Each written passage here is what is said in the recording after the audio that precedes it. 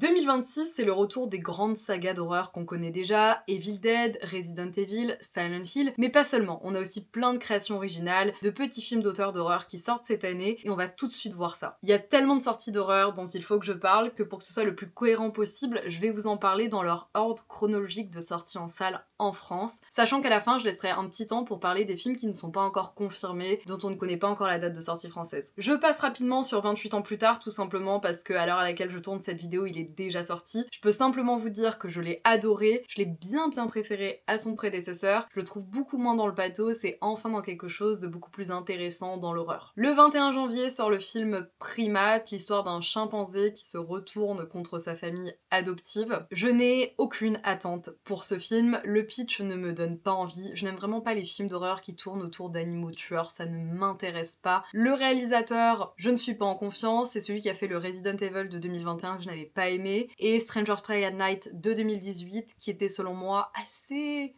moyen. 4 février 2026, le niveau remonte puisqu'on a retour à Silent Hill, réalisé par Christophe Gans, celui qui avait réalisé le premier Silent Hill, que j'avais absolument adoré. J'adore les films qui retranscrivent l'atmosphère d'un jeu vidéo. Quand c'est bien fait, c'est tellement unique. Le film est directement adapté du jeu vidéo Silent Hill 2, qui est réputé étant le meilleur de la saga. Vous suivez le personnage de James Sunderland qui, après avoir perdu sa femme, reçoit une mystérieuse lettre qui va le mener dans la ville de Silent Hill. On enchaîne directement le 11 février avec le nouveau film de Sam Raimi qui s'appelle Send Help. Le retour de Sam Raimi en tant que fan d'horreur, c'est toujours très excitant, d'autant plus que le casting avec Rachel McAdams et Dylan O'Brien me tente. L'histoire tient en quelques mots, une femme se retrouve bloquée sur une île déserte avec son patron qu'elle déteste plus que tout suite à un crash d'avion, et ils vont devoir essayer de survivre et de coopérer pour le meilleur et pour le pire. Si vous avez pas vu la bande-annonce, regardez-la parce qu'on voit tout de suite le ton du film, le ton de Sam Raimi. La comédie horrifique avec du gore, à mon avis, c'est absolument ça qu'on va retrouver dans ce film et c'est ce qui me donne très envie de le voir. 25 février, Scream 7, et là pour le coup je suis un tout petit peu moins emballée. La saga Scream pour moi est en train de s'essouffler, elle s'essouffle depuis au moins les 3 derniers épisodes. Pour autant, je ne pars pas défaitiste parce que cette fois-ci derrière la caméra on a Kevin Williamson. Et pour celles et ceux qui ne savent pas qui c'est, c'était le scénariste des premiers Scream, donc à l'époque de Wes Craven. Ils se sont enfin débarrassés des 2 réalisateurs qui avaient fait les 2 derniers Scream qui pour moi étaient catastrophiques. Donc là, avec un regard frais entre guillemets et ancien parce qu'il était là aussi à l'âge d'or de Scream, je me dis bon, on est peut-être entre de bonnes mains. Le 4 mars, nous avons une relecture de Frankenstein qui s'appelle The Bride, film réalisé par Maggie Gyllenhaal. C'est Frankenstein qui décide de contacter un scientifique pour qu'il lui crée une femme à partir du corps d'une femme qui a été assassinée. C'est très original. On a un très beau casting avec Jessie Buckley, Christian Bale, Penelope Cruz. La mise en scène a l'air intéressante, un peu ce côté loufoque, second degré, couleur saturée. J'attends de voir. Le 25 mars, nous avons une comédie horrifique,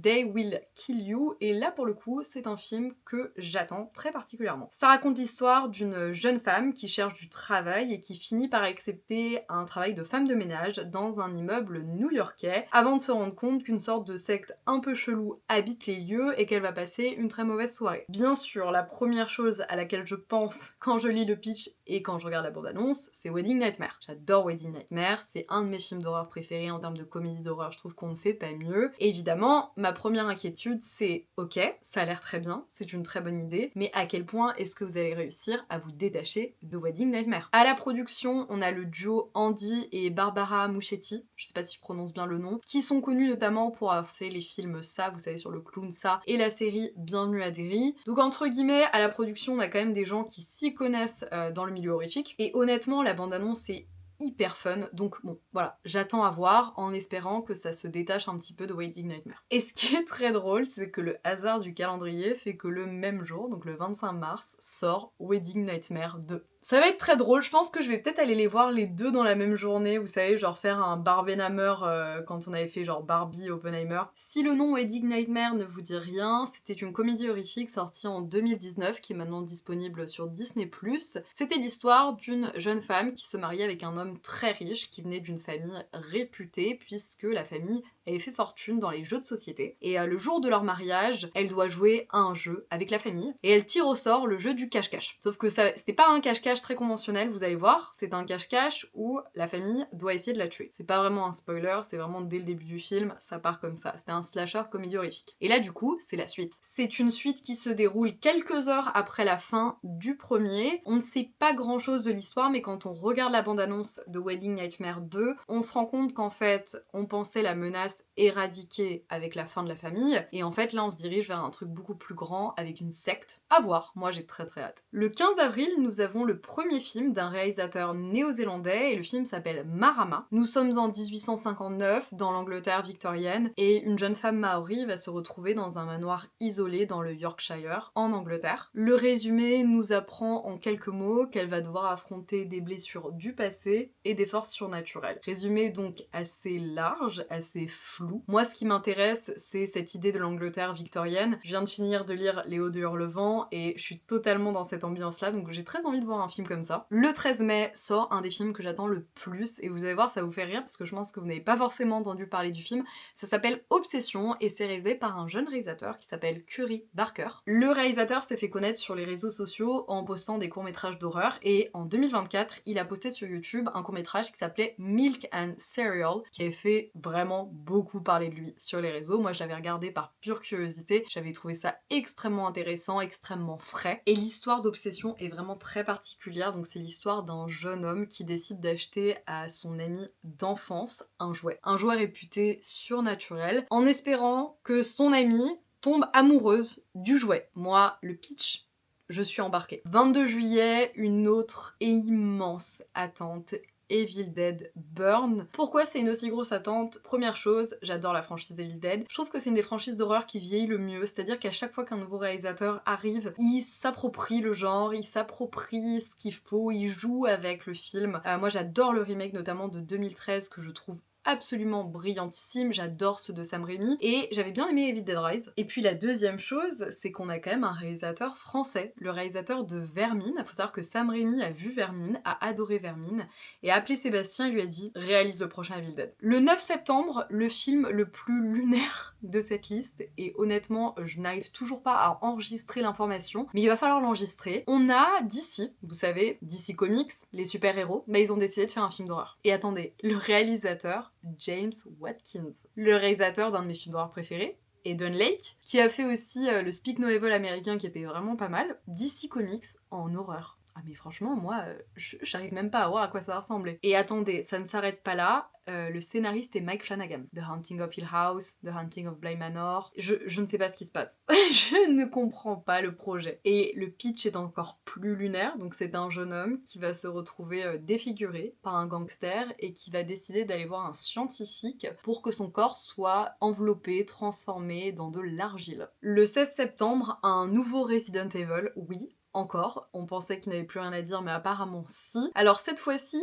je suis quand même intriguée, hein. Normalement, je n'aime pas les Resident Evil. Je pense que j'en ai aimé aucun de toute la franchise cinématographique. J'aime les jeux vidéo, mais la franchise en tant que telle au cinéma, j'ai jamais accroché. Mais peut-être que tout va changer, puisque le film est ici réalisé par Zach Cregger. Zach Cregger, qui n'est autre que le réalisateur de Barbare et Évanouie, deux films que j'ai absolument adoré, et en plus là tout se déroule sous la neige, et je ne sais pas, j'adore les films d'horreur qui se déroulent sous la neige, je trouve que ça donne un charme, un silence, une inquiétude supplémentaire, donc je suis très impatiente. Le 21 octobre, on a le nouveau film de Night Shyamalan qui s'appelle Remain, et c'est très simple, avec Night Shyamalan, pour moi c'est une fois sur deux, voire une fois sur trois. Je n'ai jamais réussi à avoir une opinion sur ce réalisateur parce qu'il y a certains films de lui que j'adore et d'autres qui sont pour moi des navets. En termes purement mathématiques, j'avais adoré Hold, j'avais détesté Knock at the Cabin et Trap, donc statistiquement parlant, ça devrait dire que je devrais beaucoup aimer Remain. On suit donc du coup l'histoire d'un jeune homme qui sort d'hôpital psychiatrique après une dépression sévère, notamment suite à la perte de sa sœur. Il est contacté par un de ses meilleurs amis qui lui demande de lui construire, de lui dessiner sa maison d'été, parce qu'il faut savoir que l'homme en question est architecte, et pendant ce temps-là, il va croiser le destin d'une femme énigmatique thématique. Voilà,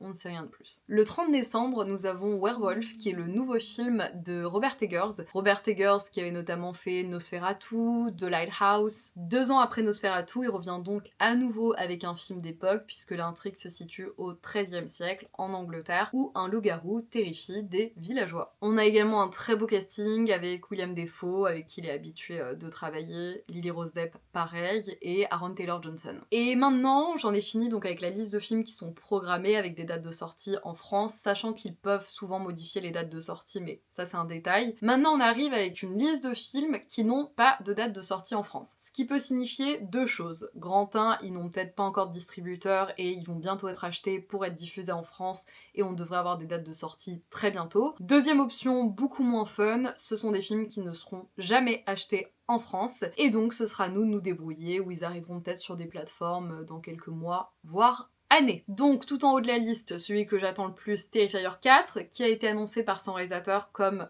sortant en 2026. Donc avec un peu de chance, nous l'aurons en France. Terrifier 3 était sorti au cinéma, il avait un très gros succès, donc je ne vois pas pourquoi il ne serait pas racheté par un distributeur français. Ensuite, on a évidemment le film sur les backrooms, produit par A24. Alors celui-là, je pense que tout le monde l'attend comme le messie, mais on n'a aucune date de sortie, ni aux États-Unis ni en France, donc attendons de voir. Okum, le nouveau film de Damien McCarthy, qui est un réalisateur irlandais, et je pèse mes mots, c'est un des réalisateurs d'horreur les plus talentueux en ce moment. Il n'y a aucun débat possible selon moi. Je trouve son travail exceptionnel. Il a sorti il y a quelques années Oddity, qui est devenu un de mes films d'horreur préférés, que j'ai trouvé terrifiant, et quelques années avant il avait sorti Caveat, qui est glauquissime mais extrêmement prenant. En plus c'est un film d'horreur qui met en scène Adam Scott, qui jouait dans Severance, c'est là où je l'ai découvert, je trouve que c'est un acteur absolument fascinant, j'ai extrêmement envie de le voir dans un film d'horreur. Nous avons ensuite un film australien qui tourne en festival depuis 2024 avec des assez bons retours, mais qui du coup ne sortira aux États-Unis qu'en 2026. Espérons qu'il sorte en France en 2026. C'est le film We Bury the Dead. C'est l'histoire d'une jeune femme qui, après le décès de son mari, intègre une unité